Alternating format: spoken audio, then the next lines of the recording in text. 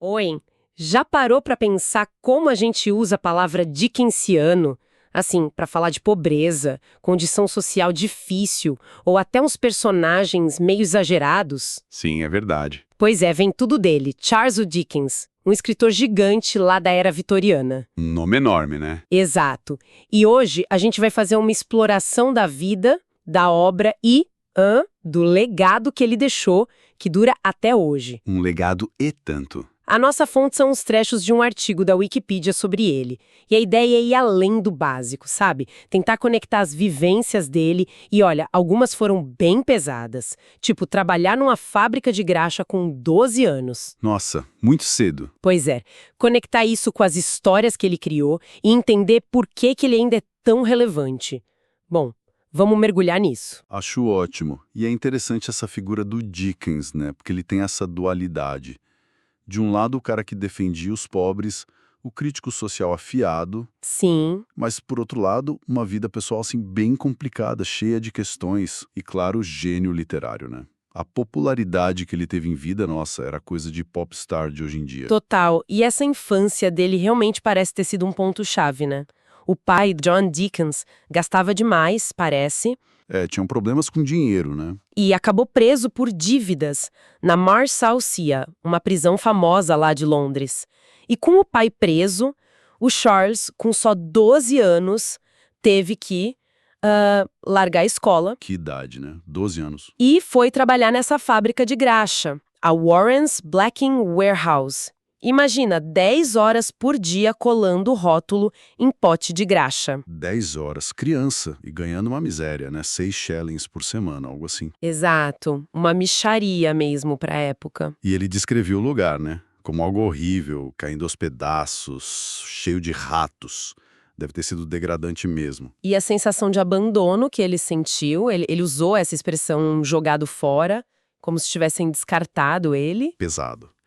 E tem um detalhe aqui, acho que o marcou muito, que foi a mãe dele. Parece que ela demorou para tirar ele de lá, mesmo quando a situação financeira deu uma melhorada. Sério? Nossa! Isso parece que doeu fundo nele, sabe? Deixou uma marca permanente. E como é que essas experiências tão duras aparecem nos livros dele? Ah, parecem direto. É impressionante. A pobreza, a injustiça social, as condições de trabalho horríveis, o sistema prisional. A própria Marshalsea, a prisão do pai, vira cenário em Little Dorrit. Faz sentido. E David Copperfield, que ele mesmo dizia ser o livro preferido dele, o mais pessoal, quase autobiográfico nesse ponto. Toda essa raiva, essa indignação, virou o motor da escrita dele. Ele canalizou isso, então. Totalmente. Transformou a dor em crítica. E até pessoas que ele conheceu nessa época viraram personagens. Aquela senhora Hoylands, que cuidou dele, parece ter inspirado a senhora Pipchin, em Dombey e Son. Que interessante.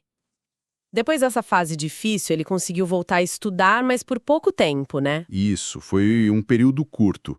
Logo ele foi trabalhar como escriturário num escritório de advocacia. Mas parece que não gostou muito. Entendi. Aí ele virou repórter freelancer. E foi aí que ele aprendeu taquigrafia, aquela escrita super rápida, cheia de símbolos, né? Ah, sim, para poder anotar tudo nos tribunais, nos debates políticos. Exatamente. Essencial para o trabalho de repórter na época. E os primeiros textos dele, crônicas, foram reunidos num livro chamado Sketches by Boz. Boz era um apelido de família. Boss, curioso, mas o que realmente mudou o jogo foi The Pickwick Papers, certo? Em 1836? Ah, sim. Ali foi a virada. Começou meio despretensioso, como umas legendas para ilustrações de um artista. Mas a história do Sr. Pickwick e seus amigos pegou fogo. E teve um personagem específico que fez explodir, né? O Sam Welder. Isso, um criado super espirituoso, cheio de tiradas engraçadas. Quando ele entrou na história, as vendas, nossa, dispararam. Chegaram a 40 mil cópias por fascículo. 40 mil! Por fascículo. Isso devia ser uma loucura para a época. E gerou até produtos, merchandising. Exatamente. Foi um fenômeno de marketing mesmo sem esse nome na época. Tinha charuto Pickwick, jogo Pickwick, boneco. E aí entra um ponto genial do Dickens. Ele dominava o sistema editorial. Como assim? Essa coisa de publicar em fascículos semanais ou mensais, baratinhos. Isso democratizou a literatura, levou as histórias para muito mais gente. Até para quem não sabia ler, talvez. Sim, muita gente pagava para ouvir alguém lendo o capítulo da semana. E ele era mestre nos finais em suspense, os famosos cliffhangers, para deixar todo mundo ansioso pelo próximo capítulo. Que esperto. E é verdade que ele adaptava a história conforme a reação do público? É verdade, sim. Tem um caso bem conhecido em David Copperfield. Uma pessoa real se sentiu ofendida por uma personagem, a Miss Moucher. Achou que era uma caricatura dela. E aí? Dickens ouviu a reclamação e nos capítulos seguintes deu uma suavizada na personagem. Deu traços mais positivos para ela. Ele era muito atento ao público. Um verdadeiro autor empreendedor, como a gente diria hoje. Usava as ferramentas da época, né? Imprensa a vapor, as ferrovias para distribuir rápido. Perfeito. Ele sacou o potencial de tudo isso. Ele queria ser lido por todo mundo, da Rainha Vitória ao trabalhador mais simples. E conseguiu, né? Pelas histórias e pelos personagens inesquecíveis. Scrooge, Tiny Tim, Fagin, Artful Dodger, Pip, Miss Havisham, Mr. Micawber. A lista é enorme. E os nomes pegaram, né? Viraram expressões. Chamar alguém de Scrooge por ser avarento, falar que algo é pickwickiano. É verdade. E muitos desses personagens eram baseados em pessoas reais, né? O pai dele, por exemplo. Sim, o pai inspirou o Mr. Micawber, aquele otimista incorrigível, sempre endividado, mas esperando que algo vai aparecer. E a mãe dele parece ter inspirado a senhora Nickleby, faladora e um pouco vaidosa. E esses personagens tão cheios de vida eram um jeito dele fazer a crítica social, né? Exato. Eram o veículo perfeito. Oliver Twist, por exemplo, chocou a sociedade vitoriana mostrando a crueldade dos orfanatos, a vida das crianças na rua, o crime. Deve ter sido um impacto grande. Enorme. Bleak House foi um ataque direto à lentidão e à ineficiência do sistema judiciário inglês. E o interessante é que o livro ajudou mesmo a pressionar por reformas legais anos depois. Uau! A literatura influenciando a lei. Pois é. E Hard Times, que critica a desumanização causada pela industrialização. E daí vem o termo dickensiano que você mencionou no começo. Sim. Ele captura justamente isso. As condições sociais terríveis, a pobreza, a exploração, mas também esses personagens maiores que a vida, quase caricaturas, que expunham a hipocrisia da época. E Londres. Londres é quase um personagem principal nas obras dele. Com certeza, aquela Londres cheia de contrastes, né? Riqueza e miséria lado a lado. Exatamente. E figuras importantes, tipo Karl Marx e George Bernard Shaw, chegaram a dizer que os romances de Dickens revelavam mais verdade sobre a sociedade do que muitos políticos e panfletos da época. Que reconhecimento, hein? É muito forte, né? Mostra o poder que ele tinha de observar e traduzir o mundo ao redor em ficção. Não era só para entreter, era para fazer pensar, para incomodar. E o estilo dele de escrever, como era essa linguagem? Era uma mistura muito particular, uma linguagem super criativa, inventiva, muito humor, muita sátira, né? Os personagens caricatos, mas ao mesmo tempo cheios de humanidade. Comparavam ele com o pintor Hogarth, que também fazia sátira social com figuras exageradas. Entendi. Ele usava nomes com um significado tipo Murdstone em David Copperfield, que soa como murder, assassinato, e stone, pedra. Uma mistura de realismo bem cru com elementos quase fantásticos às vezes. E a emoção, né? Dizem que ele sabia como fazer o leitor chorar. Ah, sabia. Às vezes até demais, pro gosto de alguns críticos. A morte da pequena Nell em The Old Curiosity Shop foi um evento nacional. As pessoas choravam na rua lendo. Mas também gerou críticas de sentimentalismo excessivo. Tem aquela frase irônica do Oscar Wilde. Qual? Preciso ter um coração de pedra para não rir da morte da pequena Nell. Mas, independente da crítica, essa capacidade de conectar emocionalmente com o leitor foi fundamental para o sucesso dele. E as influências dele, de onde vinha a inspiração? Ele lia muito. Foi muito influenciado pelo romance picaresco inglês do século XVIII. Aquelas aventuras de heróis meio errantes, sabe? Smollett, Fielding. Ele até deu o nome Henry Fielding para um dos filhos. Que legal. Também o melodrama, que era muito popular no teatro. O romance de sensibilidade. Ele adorava As Mil e Uma Noites, a estrutura de histórias dentro de histórias, e pegou elementos da ficção gótica. Aquelas histórias de castelo mal-assombrado. Isso, mas ele trouxe o gótico para a cidade. O terror não estava no castelo distante, mas nas ruas escuras e becos de Londres. E claro, Shakespeare. Era a grande referência dele, chamava de o Grande Mestre. E o fato de escrever em capítulos, episódios, influenciava o estilo? Com certeza, ele tinha que pensar na estrutura episódica, manter o interesse. Trabalhava muito próximo dos ilustradores, como o fiz. Ele dava detalhes, descrições minuciosas para eles desenharem as cenas. Era uma parceria mesmo. Total. Ele também usava muito o dialeto de Londres, o Cockney, para dar voz às classes trabalhadoras. E sim, ele usava muitas coincidências nas tramas. Alguns criticavam, mas talvez fosse um elemento do picaresco ou uma forma de mostrar que havia uma ordem, um destino por trás dos eventos. Falando em vida pessoal, a dele foi bem movimentada para dizer o mínimo, né? Casou com a Catherine Hogarth, tiveram 10 filhos. 10 filhos. É muita gente. Muita, mas parece que a relação mais intensa, pelo menos no início, foi com a cunhada, a Mary Hogarth. A morte dela, muito jovem, abalou ele profundamente. Sim, dizem que ele nunca superou totalmente. E que ela inspirou muitas das personagens femininas mais idealizadas dele, as mocinhas puras e boas. E depois veio a separação da Catherine, a esposa. Isso foi um escândalo, né? Foi um escândalo enorme para a época. 1858. Ele não só se separou, como publicou uma carta no jornal se defendendo e, de certa forma, atacando ela. Chegou a tentar interná-la, acusando-a de problemas mentais. Foi bem feio. Nossa! E por trás disso tinha outra mulher, né? Tinha. A atriz Ellen Ternan, bem mais jovem que ele. Foi um caso secreto que durou uns 13 anos, até o fim da vida dele. Ele fez de tudo para esconder, queimou cartas. Mas foi um relacionamento muito importante para ele nessa fase final. E ainda teve aquele acidente de trem horrível em Staplehurst. Ah, sim. Em 1865. Ele estava voltando da França, parece que com a Ellen Ternan e a mãe dela, quando o trem descarrilou numa ponte. Uma tragédia. Ocorreu os feridos, viu cenas terríveis. Ficou muito traumatizado. Desenvolveu um medo de viajar de trem.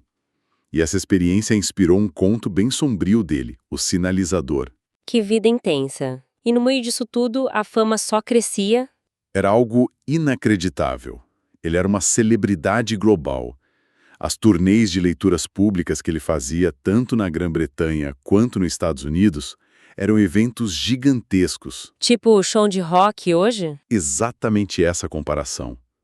Plateias lotadas, gente desmaiando de emoção, cambistas vendendo ingresso a preço de ouro.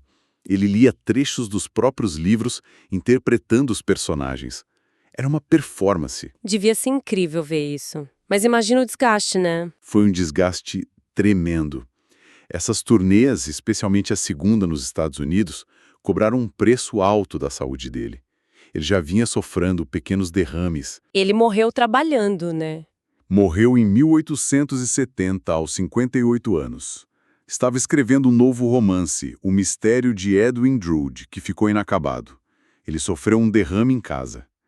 No testamento, pediu um funeral simples e discreto. Mas não foi o que aconteceu. Não. A pressão pública foi enorme. Ele era um herói nacional. Acabou sendo enterrado com todas as honras na abadia de Westminster, no Canto dos Poetas, junto com outros grandes nomes da literatura inglesa. É impressionante pensar no legado que ficou. Os livros nunca pararam de ser publicados, né? Nunca. E as adaptações? Quantas versões de Oliver Twist ou David Copperfield a gente já viu no cinema, na TV? Mais de 200 adaptações no total, acho. E um conto de Natal, A Christmas Carol. Praticamente inventou o Natal como a gente conhece em muitos lugares, né? O espírito de generosidade, o Feliz Natal, o próprio Scrooge, o humbug. Totalmente. O impacto cultural desse livrinho é gigantesco. E tem museus dedicados a ele, festivais, estátuas, mesmo ele tendo pedido no testamento para não fazerem monumentos para ele. Até na nota de 10 libras ele apareceu por um tempo. Sim, isso mostra o status dele. Agora, a reputação literária dele teve altos e baixos, né? Como assim? Em vida, era amado pelo grande público. Mas a partir de um certo ponto, especialmente com os livros mais sombrios e complexos como Bleak House, alguns críticos começaram a torcer o nariz. Achavam muito caricato ou sentimental demais, ou que faltava profundidade psicológica. Críticos famosos? Sim, gente como Harry James, Virginia Woolf tiveram suas críticas. Mas, por outro lado, outros escritores importantíssimos o admiravam profundamente. Tolstói, Dostoiévski. Nossa, só peso pesado. Pois é. Van Gogh também era um grande fã. Dizia que ler Dick nos ajudou a não enlouquecer em momentos difíceis. Então sempre teve essa tensão. E como ele é visto hoje pela crítica? Acho que no século XX houve uma grande reavaliação. Críticos como George Orwell, Edmund Wilson, F.R. Leavis reconheceram a genialidade dele, a profundidade da crítica social, a maestria na construção dos romances mais tardios. Hoje, ele é considerado, sem dúvida, um dos maiores romancistas da língua inglesa, talvez o maior da era vitoriana. Frequentemente comparado a Shakespeare pela criação de personagens e pelo impacto duradouro. Então, pra gente amarrar tudo, uma infância marcada pela dificuldade, que virou matéria-prima para a arte, uma capacidade incrível de inovar na publicação e de se conectar com o público, uma crítica social muito forte, usando personagens que ficaram para a história, uma fama estrondosa e uma vida pessoal, digamos, bem intensa e cheia de contradições. Exatamente. É um pacote completo e complexo. O que a gente pode tirar disso tudo, então? Qual é a reflexão que fica? Olha, acho que fica uma pergunta interessante para a gente pensar. O quanto a crítica que o Dickens fazia lá no século XIX sobre desigualdade, sobre pobreza, sobre a lentidão da justiça, sobre a indiferença das instituições, o quanto isso ainda ressoa hoje? Boa pergunta. Será que esses problemas que ele apontava desapareceram? Ou eles só mudaram de cara, continuam por aí, de outras formas? A crítica dele ainda é válida? E talvez uma outra coisa para a gente pensar. Essa nossa fascinação por figuras assim, como Dickens. Um cara com falhas pessoais bem evidentes, né? Mas que criou uma obra com uma força moral, com um engajamento tão grande. O que isso diz sobre como a gente lida com nossos ídolos, com a relação entre a arte e a vida do artista hoje em dia? Ele nos obriga a encarar essa complexidade, né? Com certeza. São ótimas perguntas para a gente continuar pensando e, com essa provocação, a gente agradece a companhia de todo mundo nesta exploração da vida e da obra fascinantes de Charles Dickens.